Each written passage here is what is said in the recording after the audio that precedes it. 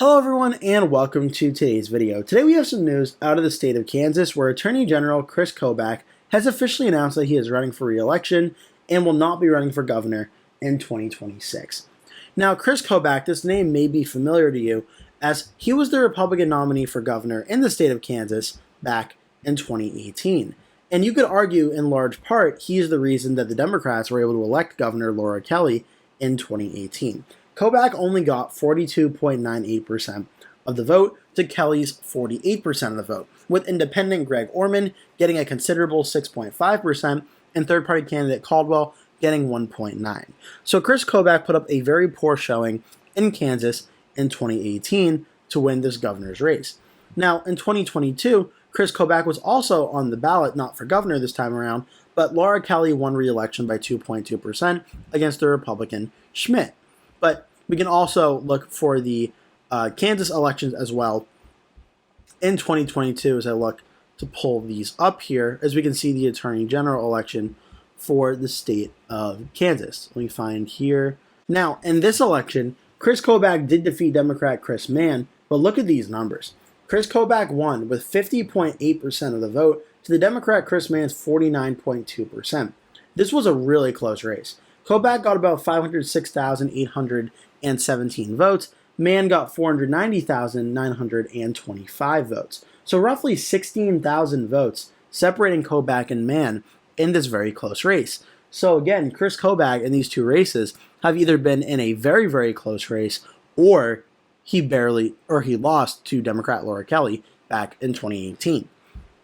So Kobach, and I'm not going to get into the very specifics because I also have not done a super amount of research about him, but there seems to be a stigma around Kobach of being a weak general election candidate for the Republicans. Now, the 2026 governor election in Kansas is an open race as Laura Kelly is term limited and cannot seek a third term. And the Republicans are hoping to flip the state, which is a pretty reliable Republican state at the presidential and Senate level, back to their side and away from the Democrats. Now, the Democrats, the Lieutenant Governor David Tolan has already announced he's not running, but two Democrats are State Senators Ethan Corson and Cindy Hochler, State Senator, with Minority Leader of the Kansas Senate, Dina Sykes, are potentially running as well. The Democrats are going to be in for a tough time, though, at winning this seat, but the Republicans could potentially still mess up on their part if they put up a bad candidate, which opens the door for the Democrats and maybe third-party candidates getting a good showing here. But without Kris Kobach running, the Republicans seem to avoid the worst situation in that. Now, the Republican race is completely wide open in the Republican primary. Jeff Collier, the former governor from 2018 to 2019, is running, as well as Doug Billings and Joy Eakins. Ty Masterson, the president of the Kansas Senate.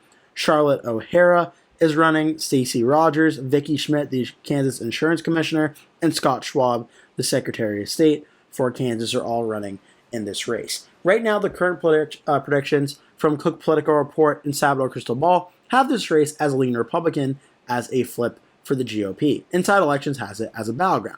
And in my own personal governor rankings, I recently gave the race to the Republicans in the likely category around a 5-point victory. However, Kris Kobach, being the Republican nominee, certainly could have put a very big wrench in this, as I would argue there's no person in the state of Kansas that gets more Democrats out to vote than Kris Kobach. Him being the Republican nominee really would have hurt the GOP's chances. Without Kobach running, though, it looks like the Republicans could be poised to flip this governor's seat from Kansas in 2026 after a very close win for Kelly in 2022, who she holds very high approval ratings in the state of Kansas. Now, it is possible after the 8 years of Laura Kelly as governor of Kansas, voters in Kansas like the job she's been doing, so maybe they'll be more willing to vote for a Democrat for governor than maybe other Republican states like Nebraska or Oklahoma. But I think we see the Republicans likely win this state, but Kris Kobach running for Attorney General, not only does it probably give the Republicans a better chance at winning the Kansas race, but it also shifts attention a little bit to the Attorney General race for 2026, where Kris Kobach winning re-election, given his past, is not 100% a guarantee to happen as well.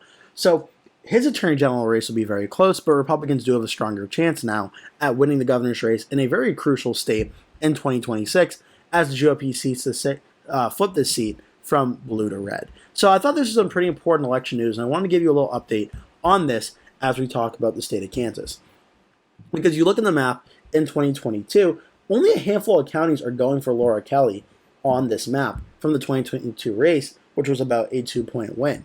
But when you look at the map compared to the 2024 presidential race for President Trump, where Trump won by 16 points, there's only about 5 counties here that go blue. And Riley was very close. Shawnee County was very close.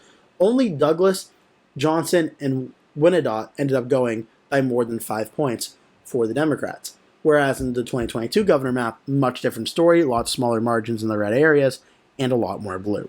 But I thought this was interesting. Make sure to leave a comment below, tell me your thoughts and what you think of all this. Thank you so much for watching, and I hope to see you in a future video.